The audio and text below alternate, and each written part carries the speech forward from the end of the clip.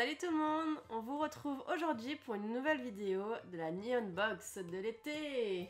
Donc c'est celle du mois d'août, donc bon, vu qu'on a un peu galéré à reprendre les vidéos, voilà, on est à celle du mois d'août. Par contre, celle de septembre va probablement arriver la semaine prochaine, je pense, ou au moins celle d'après, mais très probablement la semaine prochaine. Oui. Donc on va pouvoir procéder au déballage. Et puis je rappelle que dans la description, vous avez toutes les informations pour vous abonner à cette box.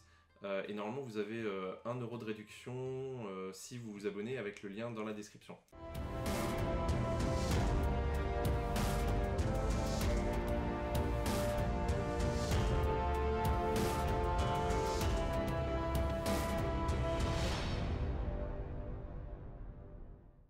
Tu veux commencer avec le premier truc ou tu veux qu'on le garde pour la suite? On garde pour la suite. Bon, on va cacher le premier item, même si ça va pas être facile. Voilà, bon, vous avez peut-être deviné ce que c'était, avec la couleur assez significative. Donc on l'avoue, on l'a triché, on a déjà vu quand on a reçu la box, donc là on fait un petit refresh. Bah on déballe toujours, je déballe toujours les box avant pour voir le contenu et puis pouvoir vous en dire plus dessus. Donc en fait je déballe ça, je me suis dit ah c'est bizarre, il y a quand même des références geeks là-dedans. On vous montrera sinon une image en fait parce qu'il y a plein de références geeks selon des personnages, que ce soit par rapport à des animes, par rapport à par exemple Studio Ghibli, il y a aussi tout ce qui est Full Metal Alchemist. Là il y a Totoro, là il y a ceux de Princess Mononoke, là il y a Metroid, Full Metal Alchemist, Attack on Titan, Bleach, Death Note. Là on retrouve des personnages, donc là il y a Final Fantasy VII, là il y a Link avec le masque de Majora, les dragons, enfin Goku avec Krillin. Il y a Naruto aussi qui est en train de manger des boulettes. Ça c'est Bleach, Naruto qui mange des boulettes, ouais là.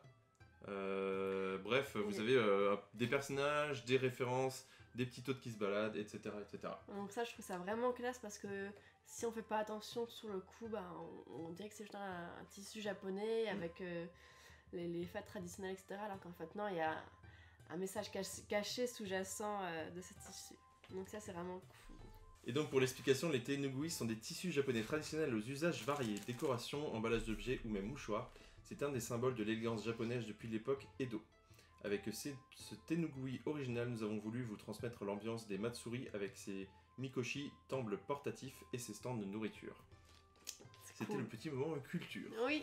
Du coup, je passe à l'objet suivant. Je prends le premier. Ah, ça c'était sympa. Alors il s'agit d'une petite tasse Pikachu, donc devant on trouve sa face et derrière la queue en fait, mais vous voyez qu'il est à l'envers. Et en fait c'est parce que en même temps à l'intérieur vous avez en fait un système de bouchon. Et donc en fait vous pouvez le mettre sur votre bouchon de bouteille pour simplement avoir tout le temps sur votre bouteille en même temps votre tasse qui se déplace partout. Et donc votre bouteille devient en fait un petit peu Pikachu quoi.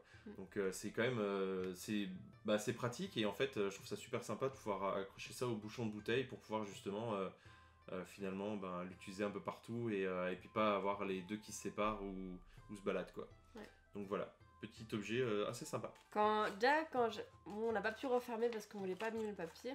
Quand j'ai vu la boîte, comme d'habitude, les japonais niveau packaging, c'est vraiment toujours sympa. Là, je me suis dit, oh, c'est mignon comme tout. Et en fait, c'est un petit chat qui fait en même temps un peu sonnette comme ça. Et souvent, les japonais, ils l'accrochent au bord des fenêtres ou sur les portes. Et en fait, avec le vent, ça va cogner, en fait, souvent comme on entend dans les animes, dans les films, en fait. En fait, ça s'appelle un fourrine. Et effectivement, c'est quelque chose qu'on va mettre mais à l'intérieur, pas à l'extérieur, c'est à mettre à l'intérieur et donc dès que vous ouvrez une fenêtre ou que par exemple votre porte d'entrée s'ouvre, ça fait un courant d'air et du coup ça va faire bouger le papier qui va faire que ça sonne. Donc juste en soufflant dessus en plus ça suffit à le faire à faire sonner quoi. Vous voyez, donc il suffit vraiment d'un petit courant d'air chez soi pour que ça sonne. Et je trouve que le chat il est vraiment adorable et mignon comme tout. Quand j'ai vu ça, je le veux tout de suite quoi. C'était vraiment top. À savoir que c'est entièrement en porcelaine aussi. Voilà. Neon Box, ils font toujours des produits vraiment locaux en fait, du Japon et c'est vraiment des beaux produits à chaque fois, que ce soit pour tout ce qui est les tasses à thé ou des baguettes ou des trucs comme ça, c'est vraiment des très très beaux produits. Ah oui, alors on avait le droit à un futon pour smartphone. Alors par contre, il y avait plusieurs types possibles, enfin je pense. Et je crois qu'on n'est pas tombé sur le plus joli, il me semble. Ouais. Ouais, c'est ça. Alors, Papa Yuki, par exemple, il avait eu enfin celui-ci en fait, donc qui est quand même assez sympa. Le nôtre, je l'aime un peu moins. Disons que c'est un genre de futon, mais en format costard, quoi. Donc, Non, moi bon. j'aurais dit écolier peut-être, comme les écoliers. Ah, peut-être un écolier, Bah ouais, ok, regarde, là, il y a une d'accord. image des Ah oui, donc écoliers. pardon, c'est avec la cravate, du coup, ça fait l'uniforme d'un écolier japonais. Effectivement, là j'étais à la ramasse. Donc, Heureusement que je suis là. sortir ça.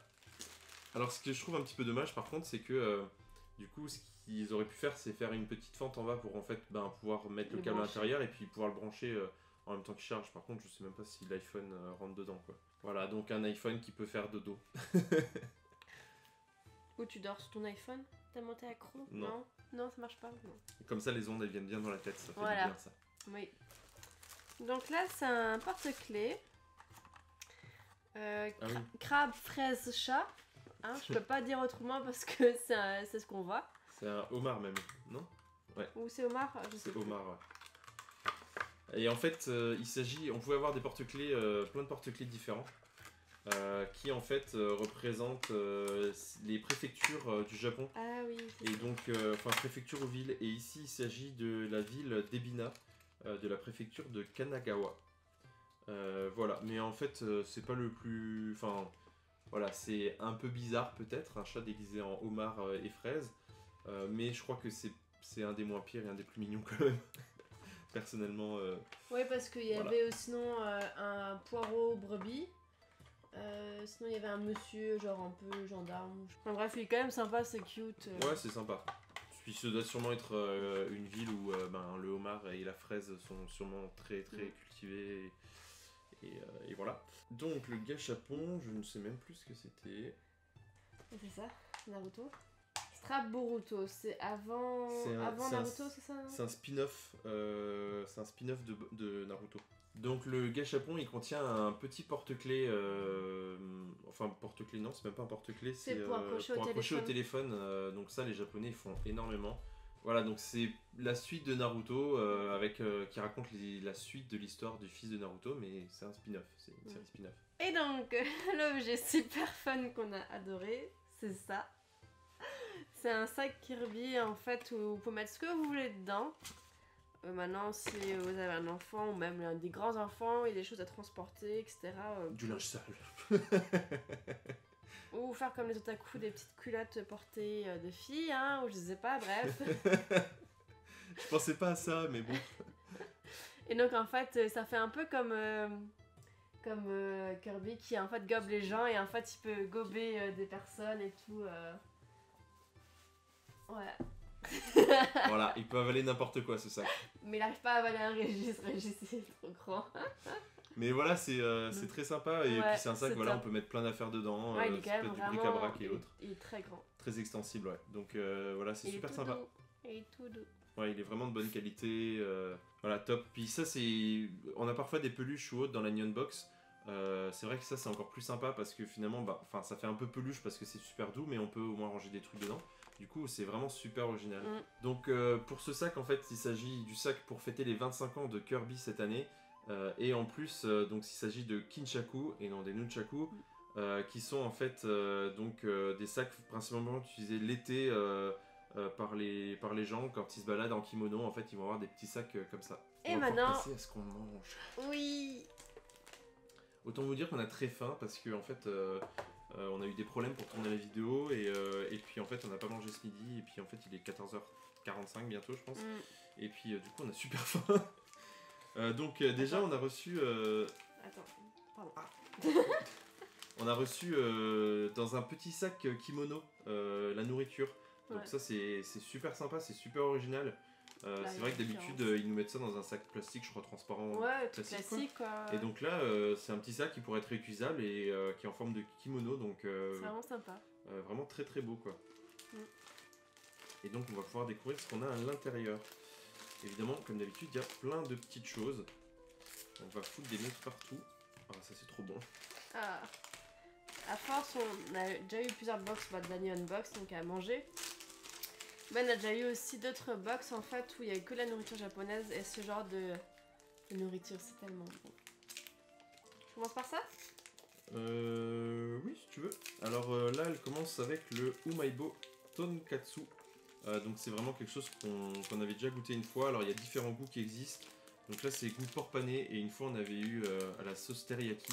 C'était Et tellement c'était bon. trop bon. Et je pense que le jour où on va au Japon, on va s'envoyer des caisses de ces trucs-là parce que c'est une tuerie quoi.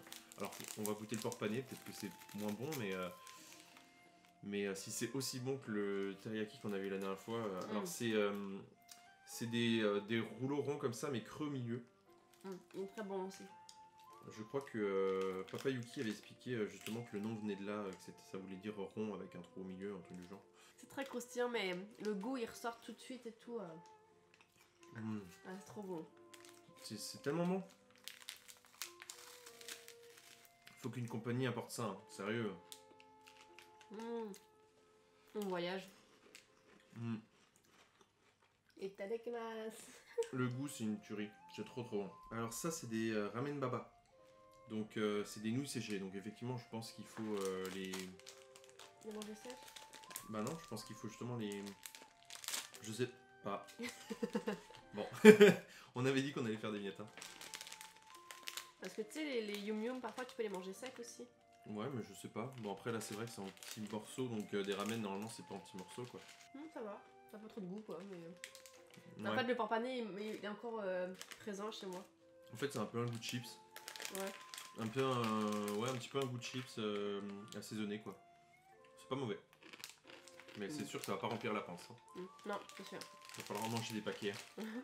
Après, peut-être qu'ils ouvrent ça et puis ils le mangent, ils mangent individuellement. Ah oui. Ça, on avait déjà goûté. C'est des snacks de riz frit. Ouais, on avait déjà reçu ça, ouais. Mais je sais pas Des mochitaro. Ça a pas trop de goût, ça, par contre.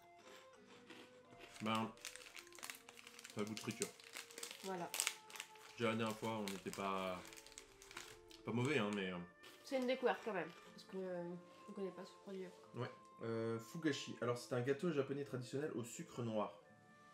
Au sucre noir. On va goûter. Hein. Quoi? Ben, c'est surprenant. Autour, c'est super dur. C'est comme caramélisé. Donc vraiment très dur. Et vous croquez dedans et à l'intérieur, c'est de l'air en fait. C'est comme tout mou. La barbe à papa en fait. Pourtant, c'est rempli, hein, mais une fois que vous avez cassé la coque autour, il n'y a plus rien à l'intérieur, c'est de l'air quoi. C'est la barbe à papa. Un peu comme barbe à papa quoi. Ouais, mais c'est un... Ouais, c'est un peu comme la barbe à papa, ouais, mais genre en snack quoi. Enfin, c'est... On sent bien le goût du sucre. Mais après, ça n'a pas plus de goût que ça. C'est la barbe à papa. C'est exactement ça. Mais il y a quand même un petit goût différent, c'est pas du... Mais... C'est pas sucre. Non. Il y a comme un arrière-goût. Bah c'est le sucre noir mais... Oui, ça se rapproche un peu plus du goût du sucre roux en fait, je dirais. Ouais, un peu. Je pense. Et puis il reste ça. Donc ça, ce sont... Les Shitori Ichigo. Shitori Ichigo, oui. Je sais le dire japonais. Hein. C'est des biscuits imbibés de chocolat à la fraise. C'est des petits biscuits, on voit que c'est très aéré. En fait j'ai l'impression qu'ils font beaucoup de snacks aérés en fait. Ça me fait penser à un autre truc. Moi aussi. Milka fraise. Non. Non? Moi ça me fait penser à le fait que ce soit aéré comme ça et un peu fondant. Non, moi je parle du goût. On dirait le Milka à la fraise. Mais là ils sont très bons. Parfois ils ont des fraises ou des goûts chocolat un peu chimiques je trouve. Mais là je trouve que c'est vraiment super bon. C'est vachement bon ça. T'as presque l'impression que c'est frais en fait.